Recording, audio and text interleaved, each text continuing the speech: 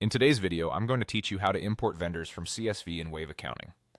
Importing vendors from a CSV file is a fast way to get your supplier list into Wave without manually entering each contact. We'll walk through getting your spreadsheet ready, navigating to the right place in Wave, uploading your file, mapping your columns, and finalizing the import with confidence. Start by preparing your CSV file. Open your vendor data in a spreadsheet and make sure each vendor is on its own row with a single header row at the top. Include key details like vendor name, email, and address. If you track phone numbers or notes, add those as separate columns as well. Clean up any extra spaces, remove blank rows, and make sure there are no merged cells or formulas. Only plain text values. Consistent formatting helps too. For example, use the same style for state or province names and keep postal or zip codes in a text format so nothing gets truncated.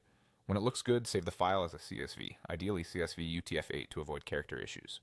Next, in Wave, head to the left-hand menu and open Purchases, then select Vendors.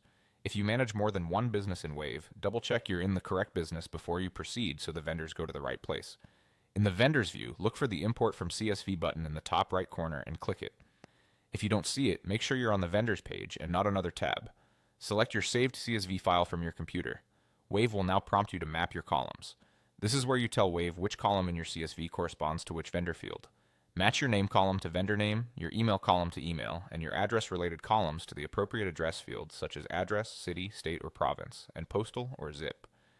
If you have a column you don't need, leave it unmapped. If you notice a required detail is missing, cancel, update your spreadsheet, and re-upload to keep things clean. Before importing, Wave will show you a preview. Take a moment to scan a few rows and confirm the data lines up correctly. For example, that emails are in the email field and addresses haven't shifted into the wrong columns. If anything looks off, go back and adjust the mapping.